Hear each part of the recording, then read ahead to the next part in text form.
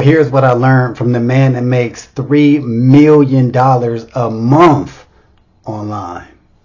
Yo, welcome to Team Go Mode. It's your man Earl, Batman Stringer. So recently, I've been on a real education kick, right? I've been listening to people who are very successful and trying to just grab little, golden nuggets from everybody I listen to.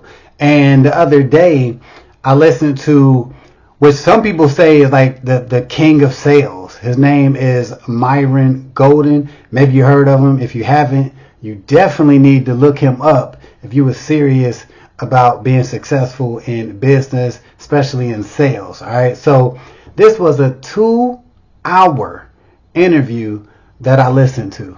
All right. 2 hours. I listened to the whole damn thing.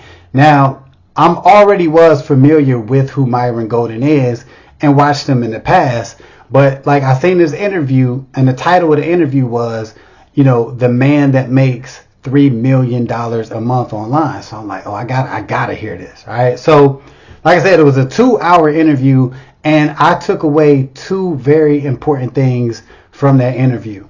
Now keep in mind, the whole interview was very interesting. He told about his backstory, how he got started, which I kind of already knew that, because I know who he was. But it still was a very interesting interview.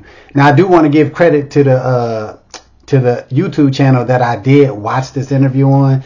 I think it's called the Callum something show. The Callum Johnson show? Some shit like that. I'll put a link somewhere in the description. But I know for a fact it's called the Callum, Callum something show. It might be the Callum Journalist show. Damn it, you can find it. All right. So anyway, what did I learn from this interview that I'm going to take and use in what I'm doing? All right. So Myron actually credits a lot of his success to the King Solomon's business model. Now, the King Solomon's business model is basically 2 parts, right? The first part is you want to attract high value clients. All right. So whatever your business in, you want to make sure your clients are high value. Now, I take that as, clients that actually, have money to spend.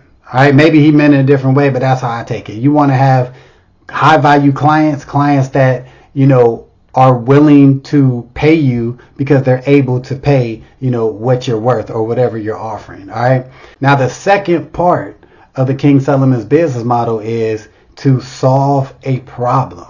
So basically, if you got high value clients or prospects, and you can solve a major problem that these high value prospects have, that's how you're going to make sales.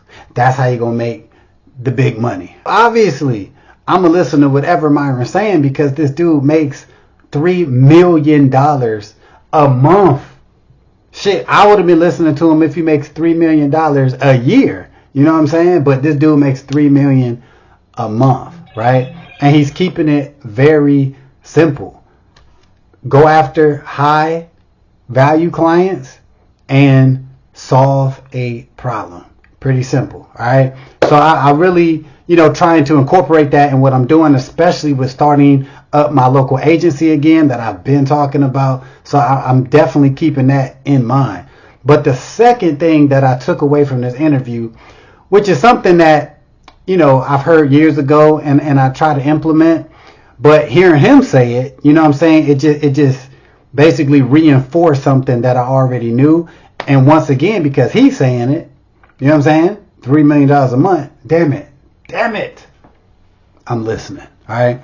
And that thing is, more people will buy from you when they think that you do not need them. All right. Let me say it again.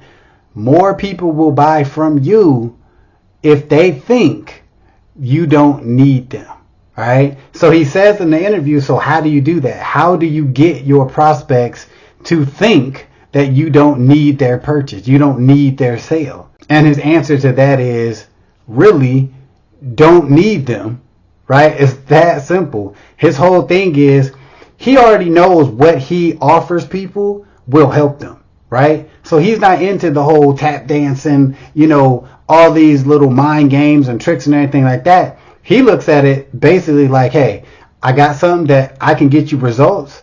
Do you want it or not? Right? So the moment you start, if they say no, or they start showing some resistance, the moment you really trying to, well, wait a minute. Well, listen. Well, if you really, the moment you sound desperate, the moment they're going to be like, oh, hell no. Hell no, I ain't getting it from him. I mean, this dude up here desperate as hell. You know what I mean? So once you kind of present yourself to say, look, I got something that'll help you out. Do you want it or not? If they say no, you want to be like, hey, you sure? You good?